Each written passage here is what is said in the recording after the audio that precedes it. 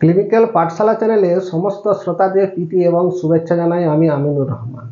আজকে যে টপিক নিয়ে আলোচনা করব সেই টপিকটার নাম হচ্ছে নক্টোরিয়া বা বেড ওয়েটিং, যাকে আমরা বাংলায় বলি ঘুমন্ত অবস্থায় বিছানায় প্রস্রাব করে দেওয়া। এই রোগটা যে কোনো বয়সে যে কারো হতে পারে, তবে বেশিরভাগ দেখা যাচ্ছে শিশুদের ক্ষেত্রে এবং কম বেশি বড়দেরও হয়। এই সমস্যাটি কিছু অভ্যাসগত কারণে বা কিছু রোগের কারণেও এই নক্টোরিয়া হয়ে থাকে। যে কারণে এই নক্টোরিয়া রোগ হয় সেই কারণগুলি সম্পর্কে আমি বিস্তারিত আলোচনা করব, এবং কিছু খাবার আছে যে খাবারগুলো শিশুদেরকে বেশি বেশি পরিমাণে খাওয়ালে এই নক্টোরিয়া রোগ হওয়ার সম্ভাবনা বেশি থাকে। সেই খাবারগুলি কি কি সেগুলি আমি আমার এই ছোট্ট ভিডিওর মাধ্যমে আপনাদের জানাবো, এবং এই রোগের কি চিকিৎসা আছে সেই চিকিৎসা সম্পর্কে প্রাথমিক ধারণা আপনাদের মধ্যে একটু শেয়ার করব। যে লক্ষণগুলো থাকলে রোগী নক্টোরিয়া রোগে বা বেড ওয়েটিং রোগে ভুগতে পারে, সেই লক্ষণগুলো হচ্ছে ডায়াবেটিস। রোগী যদি মধুমেহ রোগে ভুগতে থাকে, আর কি হাই ব্লাড প্রেশার, সে যদি উচ্চ রক্তচাপজনিত রোগে ভুগতে থাকে, আর কি ইনফেকশান, তার শরীরে ইউটিআই ইনফেকশান, কিডনি ইনফেকশানের মতো রোগ থাকলে, আর কি ওভার অ্যাক্টিভ ইউরিনারি ব্লাডার, তার যে শরীরে যে ইউরিনারি ব্লাডার আছে মূত্রথলি, সে যদি তার কর্মক্ষমতা বেড়ে যায়, আর কি এনলার্জ প্রোস্টেট গ্ল্যান্ড, তার যে প্রোস্টেট গ্ল্যান্ড আছে যদি বড় হয়ে যায়, এটা বয়স সন্ধিকালে একটু বড় হয়ে যায়, এবং যদি কোনো ব্যাকটেরিয়া দ্বারা ইনফেকশান হয় সেই ক্ষেত্রেও হতে পারে।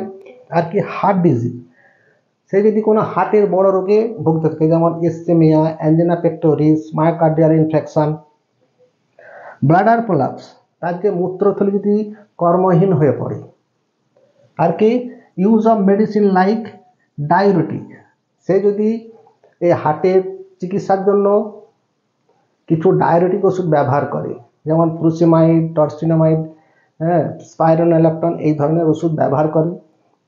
আর কি স্লিপ ডিসঅর্ডার, ঘুমের প্রবলেম, রাতে সে যদি ঘুমের প্রবলেমে ভুগতে থাকে, রাতে যদি তার ঠিকঠাক ঘুম না হয়, যেটাকে আমরা বলি অ্যাপোনিয়া, এই ধরনের রোগ থাকতে পারে। এই ধরনের যখন লক্ষণগুলো প্রকাশ পাবে তখন দেখা যায় যে রোগীর নক্টোরিয়া বা বেড ওয়েটিংয়ের মতো রোগ দেখা যায়। যে খাবারগুলো বাচ্চাদের বেশি খাওয়ালে এই রোগ হতে পারে সেই খাবারগুলো হচ্ছে চকলেট। যদি বাচ্চাদেরকে বেশি পরিমাণ চকলেট খাওয়ানো হয় তাহলে এই রোগটি হতে পারে। আর কি র অনিয়ন, যদি কাঁচা পেঁয়াজ যদি বাচ্চারা বেশি পরিমাণ খায় তাহলে এই রোগটি হতে পারে। হানি, বাচ্চার দিকে যদি মধু বেশি পরিমাণে খাওয়ানো হয় হতে পারে। আর সুইট, সুগার মিশ্রিত কিছু খাবার যদি বাচ্চাদেরকে বেশি পরিমাণে খাওয়ানো হয় এই রোগ হতে পারে। আর cold drink, carbonated cold drinks, যে সমস্ত কোল্ড ড্রিঙ্কসগুলো কার্বনেটেড, সেই ধরনের কোল্ড ড্রিঙ্কস বেশি পরিমাণে খেলে এই নক্টোরিয়া রোগ হতে পারে। আর কি সাইট্রাস ফ্রুট, টক জাতীয় কিছু ফল যদি বেশি মাত্রায় খাওয়ানো হয় তাহলে কিন্তু এই রোগ হতে পারে। আর কি টি বা কফি, অল্প বয়সে বাচ্চাদের যদি বেশি পরিমাণ চা বা কফি খাওয়ানো হয় বা তারা খায় তাহলে কিন্তু এই রোগ হতে পারে। আর স্পাইসি ফুড, মশলাযুক্ত খাবার, তারা যদি এই মশলাযুক্ত খাবারের আসক্তি তাদের থাকে তারা কিন্তু এই রোগে ভুগতে পারে। আর কি tomato sauce with chilli, tomato sauce এবং লঙ্কা দিয়ে মিশ্রিত যদি কোনো সস বাচ্চাদেরকে বেশি খাওয়ানো হয় এই ধরনের রোগ হতে পারে। এখন জানা যাক এই নক্টোরিয়া বা বেড ওয়েটিং এর ট্রিটমেন্ট কি আছে। ট্রিটমেন্ট হচ্ছে, যদি ওভার অ্যাক্টিভ ইউরিনারি ব্লাডার হয়, এই ধরনের লক্ষণ থেকে নক্টোরিয়া হয়, সেক্ষেত্রে কি ট্রিটমেন্ট আছে, ডেরিফিনাসিন, সলিফিনাসিন, অক্সিবিউটানিন, এই ধরনের ঔষধ ব্যবহার করা যেতে পারে। অনলি যদি ওভার অ্যাক্টিভ ব্লাডারের জনিত কারণে নক্টোরিয়া হয়। আর মহিলাদের ক্ষেত্রে কি ব্যবহার করা যাবে, যে এস্ট্রোজেন ক্রিম, এস্ট্রোজেন ক্রিম ব্যবহার করলেই এই ওভার অ্যাক্টিভ ব্লাডারের যে প্রবলেম ঠিক হয়ে যাবে। আর চিলড্রেনদের জন্য কী হবে, যে they have no specific treatment but sometime need to treat by using desmopressin. Actually বাচ্চাদের কোনো স্পেসিফিক কোনো চিকিৎসা নেই। মধ্যরাত করে ঘুম থেকে তুলে তাকে একবার প্রস্রাব করিয়ে নিতে হবে।